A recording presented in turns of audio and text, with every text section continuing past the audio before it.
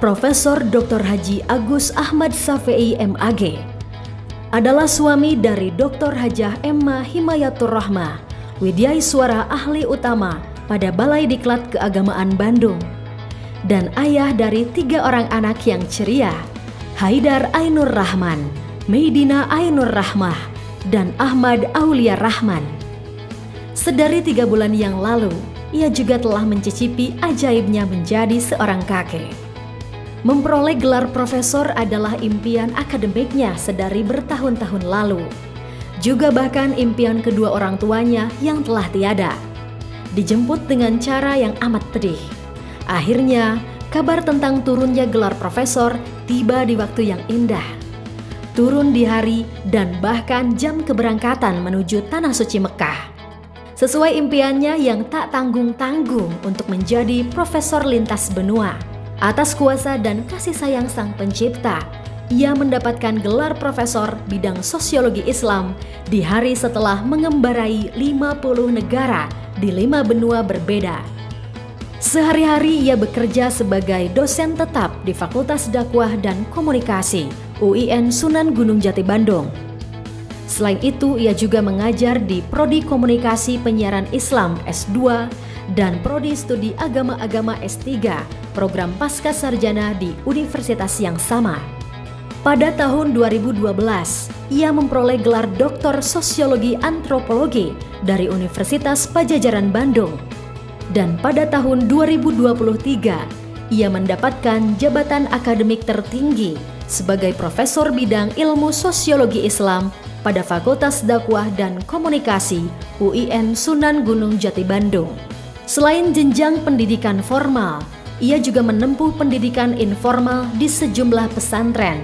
Tahun 2009 hingga 2010, pria asal Majalengka ini memperoleh beasiswa menjadi visiting PhD student di Department of Anthropology, School of Political and Social Sciences, Monash University, Clayton Campus, Melbourne, Australia. Pada tahun 2010, ia mendapatkan beasiswa menjadi visiting scholar melalui program Academic Writing and Cross-Cultural Studies di Göttingen University, Republik Federal Jerman. Pada tahun yang sama, ia juga belajar tentang metodologi riset sosial di lembaga riset terkemuka Max Planck Institute for Social Anthropology, Halle, Jerman. Pada tahun 2015, ia juga mendapatkan beasiswa International Seminar for Islamic Higher Education di Universitas Ryerson, Toronto, Kanada. Sebagai akademisi, ia juga aktif mengikuti berbagai seminar, workshop, diskusi, dan konferensi, baik di dalam maupun di luar negeri, antara lain The 6th Annual International Conference on Sociology di Athena, Yunani, International Conference for Academic Disciplines di Universitat Autonoma de Barcelona, Spanyol, International Seminar on the Role of Mosques in Building Civilization di Beirut, Lebanon. Akhir 2017, ia terlibat dalam public discussion on development dakwah in Indonesia and Australia di Monash University, Melbourne. Sejak mahasiswa, ia menulis banyak artikel yang tersebar di berbagai media, baik koran, tabloid, majalah, maupun jurnal, baik yang terbit di dalam maupun di luar negeri. Sampai saat ini, sudah puluhan judul buku yang ditulis, di antaranya Sosiologi Islam, Transformasi Sosial Berbasis Tauhid, Pengembangan Masyarakat Perspektif Islam dan Barat, dan Sosiologi Toleransi.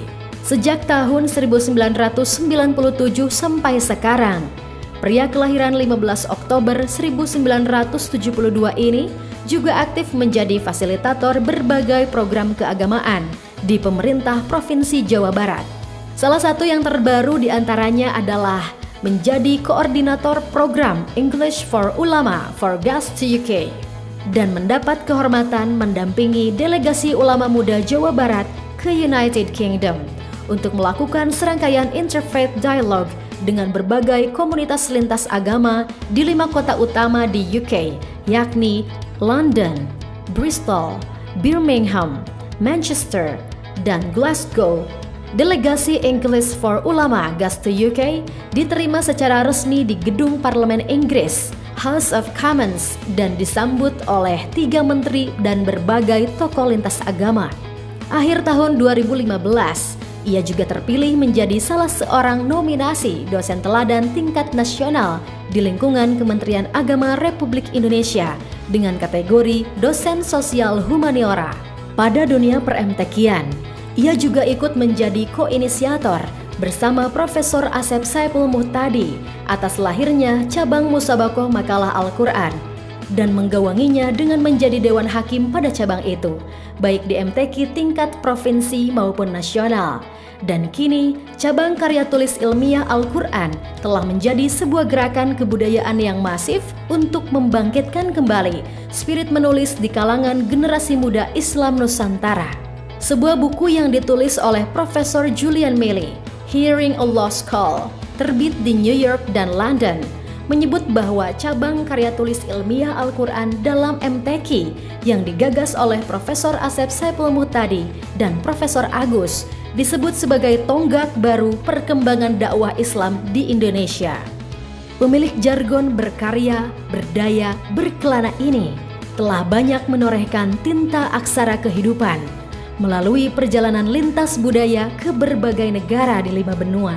Tak heran jika ia kerap mendapat julukan sebagai dosen jalanan alias dosen yang hobinya jalan-jalan, berkarya dengan sepenuh hati dan menebar inspirasi ke seluruh penjuru dunia. Al-Quran sebagai kitab pengetahuan. Nah ini yang menurut sebagai sumber ilmu, nah ini menurut saya yang jarang diperkenalkan. Nah inilah yang kemudian menggoda sebagian kalangan intelektual di tubuh umat Islam untuk memperkenalkan apa yang disebut sebagai Islam ilmu, mengilmui Islam kira-kira gitulah. Nah menurut saya buku Sosiologi Islam ini adalah salah satu ijtihad akademik, ijtihad intelektual bagaimana kita bisa menjadikan Al-Quran sebagai kitab pengetahuan. Karena bagi saya Al-Quran itu untuk orang hidup, untuk manusia, dan karena itu dia memperkenalkan begitu banyak hal yang berkaitan dengan bagaimana cara menjalani hidup, cara berinteraksi di dunia, bagaimana cara berinteraksi, berkelompok dan segala macamnya gitu ya. Dan menurut saya ada di saya sebutkan salah satu statement terpenting dari ini adalah Al-Quran itu tidak lain tidak lebih adalah kitab sosiologi sebenarnya. Karena di dalam Al-Quran banyak sekali konsep-konsep besar yang membutuhkan elaborasi lebih jauh dari kalangan kita, kalangan intelektual muslim ini gitu. Dan ini menurut saya adalah bagian dari ikhtiar mencicil utang sejarah kita, bagaimana kita mengilmui petunjuk-petunjuk, mengilmui isyarat-isyarat yang diberikan oleh Al-Quran. Misalnya dalam Al-Quran itu kan banyak sekali diperkenalkan konsep-konsep sosiologis. Manusia sendiri disebut sebagai anas, sebagai makhluk sosiologis. Dengan mufradatnya anas itu ya. Ada insan, makhluk psikologis, ada basar, makhluk antropologis dan segala macam gitu ya. Nah menurut saya banyak sekali konsep-konsep besar dalam Al-Quran yang bisa dibedah menjadi konsep-konsep sosiologis. Nah, bagaimana kita mengoperasionalkan itu semua gitu ya. Nah menurut saya tugas intelektual muslim ya salah satunya itu menurut saya. Dan itulah cara bagaimana kita mensikapi dan memperlakukan Al-Quran sebagai kitab ilmu, sebagai kitab pengetahuan gitu. Assalamualaikum warahmatullahi wabarakatuh. Saya Pak Devi. Saya mengucapkan selamat dan sukses untuk Profesor Dr. Agus Ahmad Safei atas pemberian dan pengukuhan gelar guru besarnya di bidang sosiologi Islam. Ini satu kebanggaan untuk kami semua, murid-murid beliau. Saya sendiri merupakan murid beliau. Saya belajar menulis dari Pak Agus sejak SMA dan alhamdulillah sekarang jadi penulis mengikuti jejak beliau. Saya juga dapat banyak inspirasi dari Profesor Agus untuk bisa keliling dunia, memberi manfaat dan inspirasi kepada sebanyak mungkin orang. Selamat Prof atas gelar profesornya.